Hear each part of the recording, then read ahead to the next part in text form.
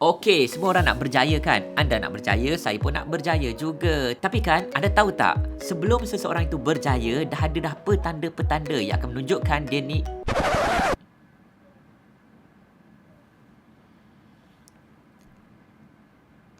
Kena cakap dengan kucing.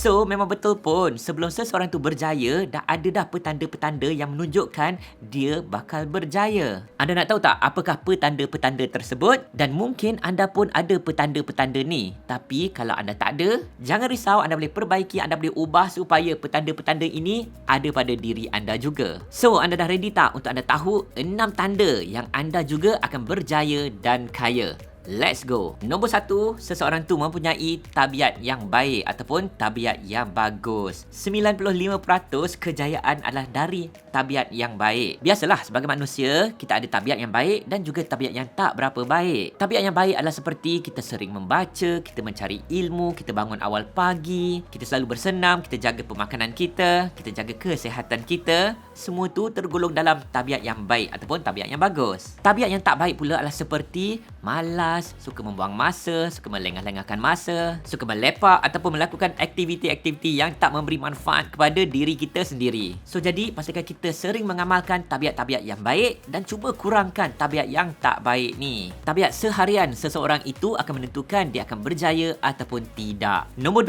2 adalah proaktif. Nah, apa tu proaktif? Menurut buku Dr. Stephen Covey, penulis buku 7 Habits of Successful People, tabiat yang pertama yang paling penting adalah proaktif. Proaktif adalah keadaan di mana kita ingin lakukan sesuatu walaupun orang tak suruh. Di mana kita rasa tanggungjawab kita untuk lakukan sesuatu tersebut. Ianya adalah perasaan ataupun action untuk kita fikir nak lakukan sesuatu tu dan kemudian kita actually lakukannya. Mat Saleh kata follow through. Pernah terjadi satu ketika dulu, sahabat baik Rasulullah sallallahu alaihi wasallam, Abdul Rahman bin Auf, yang merupakan seorang usahawan yang sangat-sangat hebat dan berjaya satu ketika dulu. Tetapi apabila hartanya diambil oleh orang Quraisy, beliau hanya tinggal sehelai sepinggang sahaja tanpa sebarang duit. Perniagaan pun entah ke mana. So, apabila berhijrah ke Madinah, Rasulullah sallallahu alaihi wasallam menemukannya dengan seorang saudara, seorang rakan, Sa'ad bin Rabi, yang merupakan seorang yang kaya dan berjaya di Madinah ketika itu. Ingat, Abdul Rahman Auf sehelai sepinggang, tak ada apa pun. Kata Sa'ad bin Rabi kepada Abdul Rahman Auf, ambillah separuh daripada kebunnya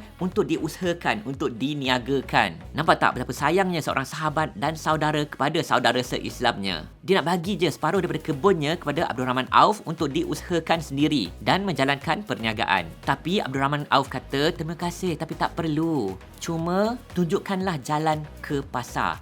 Saya nak mulakan perniagaan. Inilah contohnya proaktif, iaitu ingin melakukan sesuatu itu sendiri. Walaupun tak ada bantuan, walaupun tak ada sokongan, kemahuan untuk melakukan sendiri dan actually doing it, itulah proaktif. Contohnya, saya sendiri berhijrah ke Dubai ni untuk berniaga, tak ada siapa yang suruh. Saya yang nak sendiri. Saya yang proaktif, take action. Boleh tak macam tu? So, katalah anda ada idea dan anda nak lakukan sesuatu, terus take action. Jadilah proaktif dalam hidup anda. Nombor 3, yang ni susah sikit. Petanda seorang yang akan berjaya dan kaya adalah mempunyai keyakinan diri. Kenapa susah? Sebab ramai antara kita tak yakin dengan diri kita sendiri. Betul tak? Biasanya ada 2 sebab utama seseorang itu gagal. Nombor 1, dia ragu-ragu dengan kebolehan dia sendiri. Dia umpama macam tak yakin yang dia boleh lakukan, yang dia boleh berjaya. Dan sebab kedua adalah dia takut gagal. Tak yakin dengan diri sendiri dan takut gagal macam adik-beradik lah, betul tak? Now, ianya memang mudah kalau semua orang sokong kita dan of course kita akan rasa yakin bila dapat sokongan orang ramai. Tapi sebenarnya, secretnya adalah apa tahu?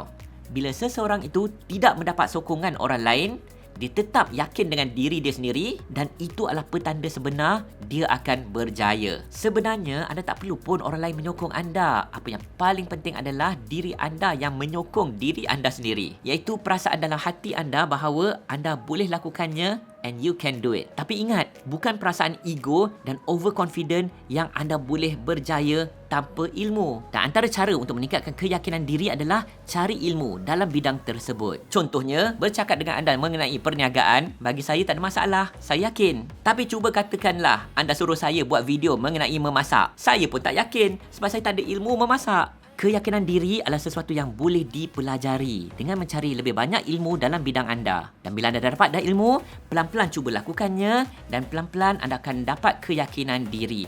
Face your fears. Selagi kita takut lakukan sedikit, yang banyak tu, lagilah kita akan rasa takut. Ambil langkah demi langkah, sikit demi sedikit. Dan keyakinan akan datang pada kita. Antara soalan yang sering saya dapat adalah, nak mulakan perniagaan tapi tak yakin. Macam mana nak meningkatkan keyakinan?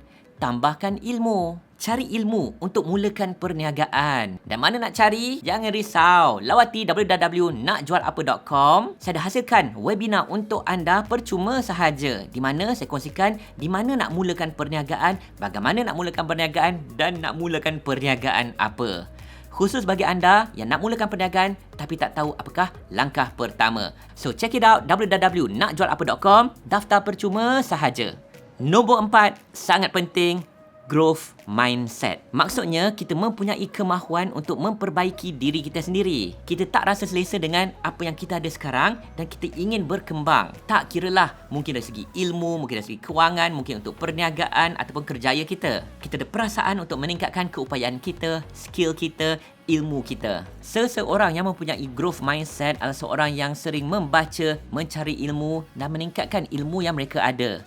Mereka tidak ego dengan ilmu. Mereka tahu bahawa lagi banyak ilmu yang mereka ada, lagilah mereka akan berjaya. Zaman sekarang, mencari ilmu tak semestinya membaca buku. Secara online melalui YouTube pun boleh, betul tak? Seperti mana yang anda lakukan sekarang.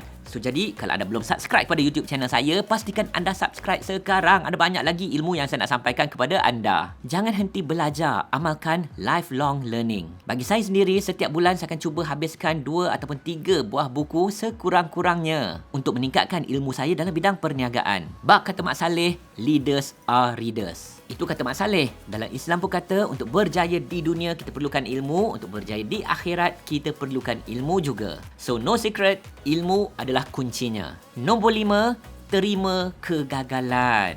Yes, dalam perjalanan untuk mencapai kejayaan, pastinya ada kita jumpa kegagalan. Dan bila kita jumpa kegagalan, kita kena terima kegagalan tersebut. Jangan kerana kegagalan yang lepas, kita rasa macam kita punya masa hadapan pun gelap. Kita tak ada future. Seseorang yang berjaya sentiasa mempunyai tabiat melihat masa hadapan. Mereka mempunyai persepsi masa yang lama. Ini bererti mereka sering membayangkan positivity di masa hadapan. Mereka bayangkan mereka berjaya, mereka bayangkan kewangan mereka hebat, mereka bayangkan perniagaan pun meningkat naik. Walaupun pernah gagal, dan gagal mungkin gagal seteruk-teruknya. Anda pastinya pernah dengar kisah Colonel Sanders, betul tak? Pemilik KFC. Sebelum restorannya berjaya, beratus kedai menolak ayamnya. Sehinggalah dia buka kedai sendiri. Beratus kali pula tu. Tapi adakah dia putus asa? Tidak, kerana dia dapat lihat future bahawa perniagaan dia akan berjaya. Penulis buku Harry Potter mendapat rejection daripada penerbit berpuluh-puluh kali. Tak ada penerbit pun nak terbitkan buku Harry Potter. Semua tak yakin tentang kisah budak kecil yang nak belajar magic. Tapi penulisnya, J.K. Rowling, masih lagi confident kerana dia embrace failure. Walaupun dapat banyak sangat rejection, tapi dia tahu dia akan berjaya. Tak kiralah ramai yang reject hasil kerja dia sebelum ini. So, embrace failure. Terima kegagalan anda yang lepas, tapi usaha untuk kejayaan yang akan datang. Saya pun dah kongsi dengan anda kan kegagalan-kegagalan perniagaan saya sebelum ni. Tapi, saya embrace semua failure tersebut dan usaha untuk kejayaan yang lebih lagi. It's okay kalau anda gagal. Join the club. Semua orang berjaya pernah gagal. Dan nombor 6, petanda anda akan jadi berjaya dan kaya adalah anda mempunyai EQ yang tinggi. EQ maksud dia emotional quotient.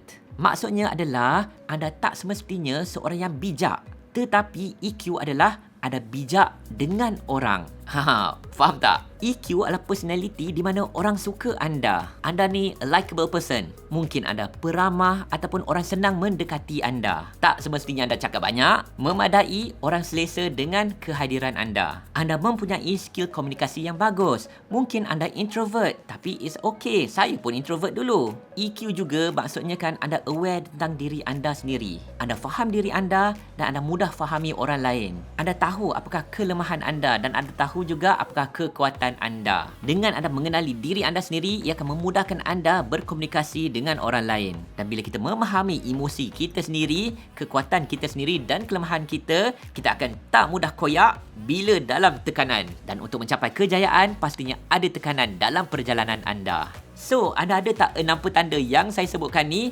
Petanda anda akan berjaya. Jika tak ada, tak apa. Yang mana satu perlu anda perbaiki? Cuba kongsikan di bawah. Dan jika anda ada ke-6-6-nya, ianya hanya petanda sahaja. Petanda tanpa action. Kalau anda tak take action, tak ke mana juga. So, apa pendapat anda? Kongsikan di bawah. Tanyakan soalan anda di bawah. Subscribe dan like channel YouTube ini. Oleh kerana ada banyak lagi video-video menarik dan bermanfaat yang saya nak kongsikan dengan anda. Jangan lupa sekiranya anda ingin berjaya dalam bidang perniagaan tetapi anda tak tahu apakah langkah pertama anda, tak tahu nak jual apa, tak tahu nak mula di mana, lawati www.nakjualapa.com. Saya kongsikan webinar percuma untuk anda di mana 2 soalan ini akan terjawab. Perniagaan apa yang patut anda mulakan dan di mana patut anda mula. Ikuti webinar percuma Nak Jual Apa? Mulakan perniagaan dari zero di www.nakjualapa.com. Kita jumpa di sana. Sebelum tu, subscribe dulu channel ini. Boleh tak macam tu?